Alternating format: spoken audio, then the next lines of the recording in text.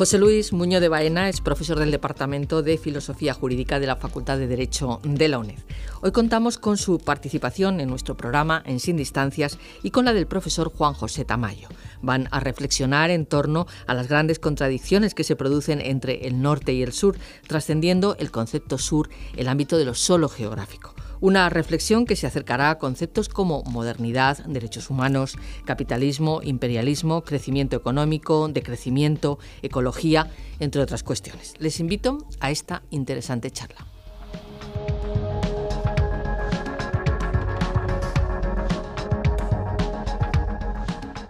Hola a todos. Hoy vamos a tratar un tema profundamente interesante: derechos humanos y religión en el sur global.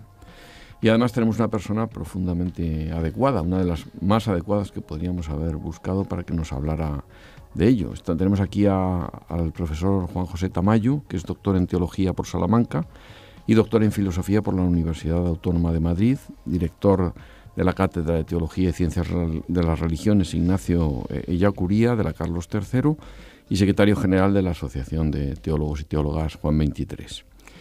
Ha escrito una multitud de libros. Probablemente si tuviera que hacer referencia ahora detallada a su obra, pues se nos iría por lo menos la mitad del tiempo disponible, que es suficiente como para hablar con tranquilidad, pero no demasiado. A modo de ejemplo, para comprender la teología de la liberación, Islam, cultura, religión y política, otra teología es posible, fundamentalismos y diálogo entre religiones, y recientemente, muy recientemente, acaba de publicar en la editorial Trota un libro de un extraordinario, diría yo, Teologías del Sur, que con motivo del cual me ha parecido oportuno traerle aquí, no solo para que se refiera a él, sino también al conjunto de su obra. Un libro en el que presenta una enorme cantidad de información, pero también da una gran reflexión con respecto a este problema tan interesante. Porque la obra, y particularmente la obra reciente de este teólogo y filósofo, no se limita a lo más conocido. Evidentemente lo más conocido para todos los que no somos especialistas en esto es la teología de la liberación. Pero él profundiza en otras teologías, todas las cuales tienen luego lo vamos a ver, el dato común de que rompen con el imaginario dominante occidental, el imaginario de la modernidad y el eurocentrismo en las ciencias sociales, y son, por lo tanto, poscoloniales y en algún sentido también poscapitalistas. De entrada quería, por supuesto, te saludo, encantado una vez más de verte, Juan José. Muchas gracias por esta cariñosísima invitación y creo que es la mejor expresión de nuestra sintonía y de un recorrido que hemos hecho juntos y que vamos a seguir haciéndolo. Muchas gracias. Perfecta la metáfora de la sintonía en una emisión de radio. Gracias a ti por venir. Quería comenzar interesándome por este concepto del sur. Realmente el sur es algo distinto de lo geográfico, es una referencia, por supuesto, geográfica, pero en el concepto que tú das lo trasciende. Se ha dicho más de una vez que a pesar de que Pinochet era chileno y vivió toda su vida en el sur, representaba lo peor del norte, a la vez que Olof Palme, que profundamente sueco en su aspecto y en su modo de ser y de comportarse, representaba en muchos aspectos el sur. Realmente esta importancia del sur en tu obra es muy, muy estimulante. Yo la vinculo, porque además esto es muy interesante para nuestro alumnado, yo la vinculo con el concepto de derechos humanos. Tú has tratado mucho las teologías y has tratado mucho el problema de lo que significa el sur teológicamente, pero no solo teológicamente. Que con respecto al concepto tan problemático, tan diversificado ya de derechos humanos, ¿qué nos puedes decir sobre la relación que tienen con el problema de los derechos humanos estas teologías del sur? Bueno, primero creo que habría que aclarar qué entiendo yo por el sur global. Y no se identifica en absoluto con el sur geográfico, sino por utilizar una expresión de Boaventura de Sousa Santos, que es el que ha inspirado en buena medida este libro. El sur global es la metáfora de todos los pueblos sometidos y oprimidos bajo distintos sistemas de dominación, que todos ellos articulados. Es el capitalismo, es el colonialismo, el patriarcado, el antropocentrismo, es decir, la centralidad del ser humano que tiene o se considera con el derecho a depredar la naturaleza, los fundamentalismos, el racismo y la xenofobia. Entonces, hay mucho sur dentro del norte y hay bastante norte dentro del sur. Por eso para mí es fundamental aclarar este tema, ¿no? Porque hasta ahora la teología se ha hecho desde el norte, pero desde un norte no solo geográfico, sino también desde un norte imperialista. Y por tanto, ¿cuál era la preocupación de esta teología más eurocéntrica y más occidental u occidentalista? Pues la relación entre fe y razón, entre cultura y religión. Entonces, de lo que se trataba es de ver cómo se armonizaba la religión con la modernidad. Pero claro, desaparecía toda preocupación por las grandes contradicciones que se producen entre el norte y el sur, ¿no? Como son todos estos sistemas de dominación a los que me he referido. Y por tanto, eso tenía también sus efectos y sus consecuencias en relación con lo que tú planteas de los derechos humanos. Es decir, ¿cómo plantea la teología eurocéntrica, la teología del norte, los derechos humanos? Pues como un reconocimiento formal dentro de lo que podríamos llamar un universalismo abstracto. Es decir, se quedaba satisfecha con afirmar lo que dice la Declaración de los Derechos Humanos, incluso más atrás, porque más bien eran son declaraciones de derechos humanos totalmente centradas en el varón, es decir, patriarcales. Incluso yo diría que el referente es la Declaración de los Derechos del Hombre y del Ciudadano de la Revolución Francesa. Pero claro, todo eso se quedaba en algo vaporoso, en algo barroco, declaraciones formales, que luego no tenían su traducción y su verificación empírica en la realidad que seguía estableciendo solamente el reconocimiento de un derecho, el derecho de propiedad, el derecho de acumulación. Y cuanta más acumulación y más propiedad se tiene en Occidente, más derechos humanos se disfruta. Pero, sin embargo, estas teologías, epistemologías y filosofías del sur, lo que llaman la atención es la contradicción entre estas declaraciones y el incumplimiento de las mismas por parte del norte, que oprime y explota al sur. Muy interesante. Verdaderamente la teología, aparte de que por supuesto trate un objeto de conocimiento intemporal, verdaderamente demuestra ser muy temporal en sus producciones, muy geográfica en este sentido ciertamente matizado que has tratado tú, y desde luego está atravesada, como lo está todo lo humano, aún lo más respetable, por el efectivo discurrir de las relaciones de poder. La mayoría de los que no somos especialistas en esto, aunque nos sintamos muy interesados por ello, cuando pensamos en lo que has llamado el sur global, pensamos sobre todo en Iberoamérica. Luego hablaremos de la teología de la liberación. Tú has tratado temas francamente, creo que no soy frívolo si los llamo exóticos para una mentalidad europea, y completamente desconocidos. Por ejemplo, en tu último libro tratas un concepto muy interesante que es la filosofía Ubuntu, y que la planteas como algo completamente opuesto al racionalismo cartesiano de Occidente.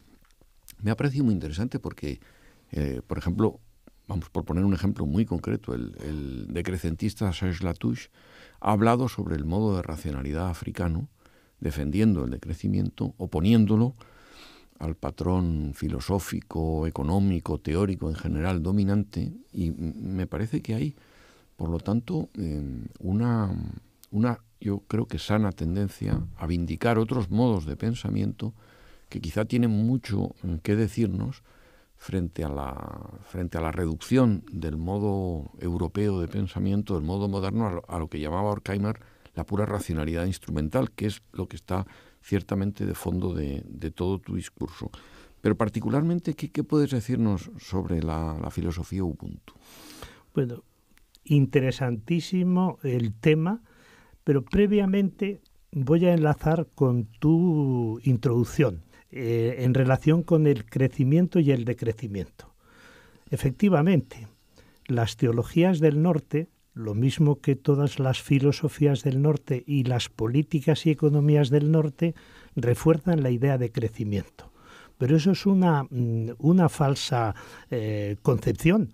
¿Por qué? Porque el crecimiento, tal y como se entiende dentro del capitalismo, lo que hace es reforzar todavía más el poder de los que tienen la propiedad de los medios de producción y controlan las finanzas y la economía, y abre una sima cada vez mayor entre pobres y ricos, entre trabajadores y empresarios, etcétera, etcétera. Y en ese sentido, yo creo que frente a quienes dicen que ha desaparecido la lucha de clases, el crecimiento dentro de una sociedad capitalista radicaliza todavía más la lucha de clases y las contradicciones entre ricos y pobres, entre marginados y marginadas y personas marginadores, ¿no? Entonces, la filosofía Ubuntu es un pensamiento de África, sobre todo de Sudáfrica, y está muy bien reflejado en aquella frase que pronuncia Desmond Tutu, el gran arzobispo anglicano luchador contra el apartheid, cuando, me parece que fue el año 1984, le conceden el Premio Nobel de la Paz. Y entonces él en ese momento pronuncia una frase que a mí me llamó la atención, en un primer momento porque me parecía una evidencia y en un segundo momento porque no acababa de entenderlo. Y la frase era: yo soy si tú también eres. Y es, o el negativo, yo no soy si tú tampoco eres, ¿no? Entonces, esa afirmación o esa frase central de la filosofía Ubuntu es la que luego Desmond Tutu aplicó cuando fue el presidente de la Comisión de la Verdad durante la presidencia de Nelson Mandela, ¿no? Entonces, esa afirmación, en ese caso concreto, no buscaba la venganza de los blancos que habían discriminado a la mayoría negra. No buscaba tampoco cualquier tipo de sanción o de condena por sí, diciendo las vas a pagar, sino más bien lo que buscaba era la rehabilitación, el reconocimiento de la culpa y la incorporación a este nuevo proyecto que supera el apartheid, ¿no? Y el propio Nelson Mandela, yo creo que aplicó esa filosofía a lo largo de esos casi 30 años de prisión tan terrible dentro de los regímenes racistas y a lo largo de todo su proceso, a lo largo de toda su presidencia, ¿no? Por eso, en el fondo, yo creo que con esa frase o con esa filosofía lo que se está diciendo es: homicidio es suicidio. Si yo te mato a ti, por tanto, dentro del sistema capitalista se está matando, la naturaleza se está matando a los migrantes, a los refugiados, a los desplazados. Si yo mato a esas personas o si yo estoy contribuyendo a que se queden anegados en el mar, me estoy también matando a mí, y la propia Europa inmisericorde con esos comportamientos se está destruyendo a sí misma. ¿Por qué? Porque se produce un fenómeno de deshumanización. Y entonces la persona que deshumaniza al otro se convierte en una persona también deshumanizada. Y por eso me parece de una fecundidad extraordinaria. Y ahí tampoco cabe el tema del crecimiento, sino más bien el decrecimiento, porque de esa manera lo que se busca es el reparto equitativo, la participación de tuya y mía de los bienes de la tierra. Esto ciertamente es un asunto apasionante, porque claro, lo que has explicado tú aquí muy precisamente es el paso del yo a nosotros, de una filosofía centrada en un yo completamente cerrado y clausurado, cuyo ejemplo sería el yo que piensa cartesiano o el yo moral kantiano en la filosofía occidental, al nosotros. Pero también la filosofía occidental, cuando ha pretendido hacer esto, pasar del yo al nosotros, lo ha hecho de una forma muy occidental, muy moderna, a través, por ejemplo, de la célebre eticidad hegeliana, que al final acaba desembocando en el Estado y en algunas formas muy concretas de él con demasiada frecuencia, o bien en la voluntad general rusoniana. Es decir, parece mentira cómo los occidentales representativos de la modernidad ni siquiera han conseguido conceptualizar de una manera adecuada la tensión entre el yo y el nosotros, porque siempre han estado tratándola de una manera completamente idealista, completamente desencarnada. Esto tiene que ver mucho con una frase que vi en tu libro más reciente, ya que nos hemos referido a él, una frase muy, muy bonita. Hablabas del carácter autista de la teología europea de la modernidad, cómo tiene tendencia a encerrarse en un mundo que parece completamente propio y que no tiene nada que ver con el mundo real. Y decías, una teología con ángeles y arcángeles, querubines y serafines, con diablos y hasta diablesas, pero sin sujetos humanos, con Dios arriba, viviendo en un universo mítico, pero sin comunicación con los seres humanos y sin preocuparse por las realidades históricas. Verdaderamente es muy interesante, creo que vas a tener ocasión de transmitirlo más, nos queda por lo menos un cuarto de hora para hablar de esto, cómo estas teologías son manifestaciones encarnadas de un cierto pensamiento. Es decir, aquí no hay un pensamiento, por decirlo así, de menos calidad, sino un pensamiento que tiende a evitar lo que he llamado en alguna ocasión la abstracción del mundo. Claro. Porque son pensamientos que tienen que ver con la realidad cotidiana y con la presencia del otro como alguien susceptible de reconocimiento y de compromiso. Claro, efectivamente. Y ahí se produce esa contraposición o esa confrontación entre dos razones. La razón moderna, individualista, y la razón comunitaria, ¿no? La razón social, la razón solidaria, ¿no? La razón moderna, con la que comienza la modernidad europea, pues está bien formulada por Descartes cuando dice pienso, luego existo.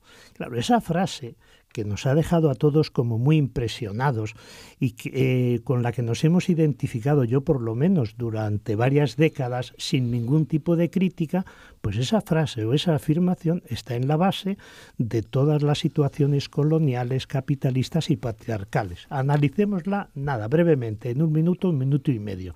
Pienso, luego existo. Entonces, el sujeto es el individuo, desvinculado totalmente de la sociedad. Segundo, pienso, luego existo. Pienso como individuo desvinculado de la naturaleza, ¿no? Y luego, pienso, luego existo. ¿Cómo se produce el pensamiento desde la época de la colonización? Por hablar de Europa, de América, pues Enrique Dussel y Ramón Grossfogel traducen pienso, luego existo es pienso, luego conquisto. Pienso, luego colonizo. Pienso, luego elimino, ¿no? Es una razón totalmente colonial. Primero, desvinculada de toda realidad social, individualista. Segundo, desvinculada de la naturaleza y, por lo tanto, ese pensar tan poderoso mío como individuo es lo que me va a llevar a depredar la naturaleza y considerar a esta como un bien sin dueño de la que yo me puedo apropiar. Y luego pienso, luego existo dominando, existo conquistando, existo destruyendo pueblos, culturas, religiones, naturaleza, etcétera, etcétera. Claro, todo esto es lo que nos tiene que llevar a los occidentales no occidentalistas, como es mi caso y es el tuyo, a criticar la razón moderna, porque de lo contrario estamos haciendo una canonización de una razón que ha generado una serie de situaciones realmente de explotación a todos los niveles. Y por eso yo creo que lleva razón Karen Manstrom, esta gran historiadora de las religiones que el año pasado recibió el Premio Príncipe de Asturias de las Ciencias Sociales, cuando dice que la razón occidental es fundamentalista. ¿Por qué? Dice, porque es la razón que se intenta imponer como la verdadera razón a todos aquellos pueblos y culturas que no pertenecen a Occidente. De forma que cuando reconocemos derechos humanos y dignidad a esos pueblos y a esas comunidades, cuando se adecuan o cuando se identifican con nuestro concepto de razón y de derechos humanos. Efectivamente. Son tantas las cosas que se podían plantear. Como tenemos apenas unos 10 minutos, te voy a hacer dos preguntas muy concretas. Una de ellas tiene que ver, obviamente, con la joya de la corona, la teología de la liberación. por decirlo en pocas palabras, ¿qué fue realmente la teología de la liberación más allá de sus protagonistas más conocidos, de Boff o de Gutiérrez, en el ámbito puramente teológico, académico, de Cardenal en lo político, de Casaldáliga en lo pastoral? Realmente esa suerte de, creo que no soy exagerado si la llamo así, laminación institucional que sufrió en detrimento de otras corrientes bien distintas, ¿surtió su efecto? O como dices, bueno, iba a decir como sugieres, no, como dices tú, a pesar de creer que la han matado, sigue siendo algo así como un cadáver con buena salud, se vincula de alguna manera, porque tú esto lo has planteado, se vincula de alguna manera con esta relativa esperanza que ha supuesto para estas teologías de las que estamos hablando, el advenimiento de Francisco. Lo primero que tengo que decir de la teología de la liberación es que desde el primer momento ha sido maltratada. Y el maltrato viene, triste y desgraciadamente, del interior de la propia Iglesia, en concreto de la Iglesia católica, ¿no? Porque no se la ha dejado crecer. Ya desde que comienza a finales de la década de los 60 y se desarrolla a lo largo metodológicamente de los 70 y luego abriendo nuevos campos en los 80 y en los 90 con las nuevas teologías de la liberación, es que ha sido objeto no solo de sospecha, sino de condena, y de una condena y de una sanción que ha respondido a una lectura incorrecta de esa teología. Por tanto, ahí nos encontramos con que hay una interpretación de la teología de la liberación que no responde al espíritu, a sus contenidos y a su metodología. Ese maltrato no solamente ha sido producido por el propio Vaticano con esa congregación de la Sagrada de la Fe, que sigue siendo una inquisición, sino por parte del poder político imperial. O sea, ahí se ha producido una alianza en la persecución de la teología de la liberación entre el Vaticano y la ortodoxia católica y la política imperialista de los Estados Unidos, ¿no? Fíjate en la escena a la que indirectamente te referías tú de Ernesto Cardenal. Llega el Papa a Nicaragua. Ernesto Cardenal es ministro de Cultura del gobierno sandinista, le dicen: no debes estar en la representación institucional del aeropuerto porque quizás el Papa tenga un mal gesto contigo. Y él, con una gran nobleza política, dice: ¿cómo no voy a estar? Soy ministro legítimo de un gobierno como es el gobierno sandinista y por tanto yo voy a estar presente, ¿no? Y le afea la conducta de esa manera tan intolerante, ¿no? Que es un gesto. Ya ni siquiera tuvo que utilizar palabras, sino que fue el gesto. Bueno, pues mientras el Papa estaba condenando a Ernesto Cardenal y su vinculación con la revolución sandinista, ¿qué estaba haciendo Reagan? Minando los puertos de Nicaragua, ¿no? Y destruyendo vidas humanas y dejando totalmente paralíticos a muchos jóvenes y aliándose con la famosa Contra del capitán coronel Cero, no me acuerdo, comandante Cero, ¿no? Sí, claro, Pastora. Por eso es lo terrible, ¿no? Y sin embargo, a pesar de todas estas presiones, de todas estas condenas, la teología de la liberación vive y sigue y goza, como decías tú, de muy buena salud. ¿Por qué? Porque no se ha quedado en la foto fija de los orígenes de Gustavo Gutiérrez, Leonardo Boff y Juan Luis II, sino que más bien ha intentado responder a los desafíos de cada momento histórico. Muy bien, pues como tendríamos que acabar ya en no más de 2 minutos, me hubiera gustado tratar el tema del summa causae, del buen vivir, de cómo conecta esto con la célebre y polémica encíclica ecologista del Papa Francisco. Bueno, quizás se pueda tratar en otra ocasión porque se puede hablar mucho de esto y ciertamente tiene mucho que ver esto con la afectiva situación de los derechos humanos. La última pregunta es ciertamente retórica, porque sé que me vas a contestar que sí, pero no tengo más remedio que hacerla porque realmente la cosa está muy mal, con toda la que está cayendo, con este proceso de violencia institucionalizada en todo el mundo, que produce deportaciones, empobrecimiento de la diversidad, humillaciones continuas, apropiaciones neocoloniales. Con este proceso del capitalismo en una nueva fase imperialista que parece que aplasta el mundo en un huracán de violencia, y cualquier otra violencia que pudiera contrarrestarla inmediatamente es mirada con una cara de horror. ¿Cabe alguna esperanza? Claro, yo creo que sí. Hombre, el realismo nos lleva a la desesperanza, ¿no? Aquello que decía Gramsci, ¿no?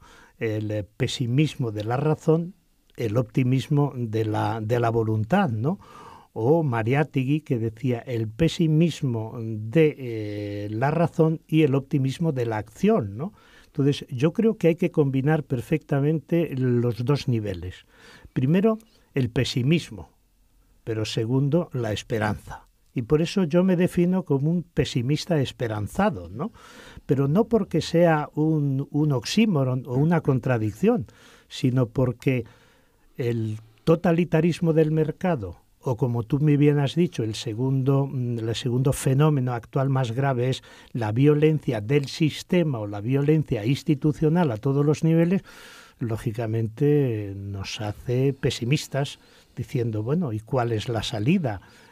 ¿Por dónde vamos? Pero yo creo que también la esperanza es necesaria y se está dando. Es decir, en la medida en que yo, como persona individual, o en la medida en que los colectivos alternativos, el Foro Social Mundial, los foros sociales europeos, los nuevos movimientos sociales luchan por otro mundo posible, en esa misma medida la propia acción yo creo que nos lleva también a tener esperanza en la transformación. Y por eso yo me defino como pesimista esperanzado, insistiendo en los dos elementos. ¿Por qué? Porque en el análisis tenemos que utilizar la razón, la racionalidad analítica, pero en las propuestas y en las prácticas tenemos que utilizar las alternativas. Muchas gracias, Juan José. Un placer tenerte aquí y como me conoces sabes que no es una frase hecha, la siento de corazón. Un placer que hayas tenido la oportunidad de hablar para nuestro alumnado en un tema tan candente y tan interesante como este, y desde luego ya sabes que aquí estamos y que esperamos tener en otras ocasiones la posibilidad de hablar contigo, que siempre es un placer. Muy bien, muchas gracias. De esta manera, ya es la tercera o cuarta intervención que tengo en esta universidad. Me considero vinculado y casi como profesor emérito honorífico de la universidad, que para mí pues es un verdadero placer y un honor. Muchas gracias. Gracias.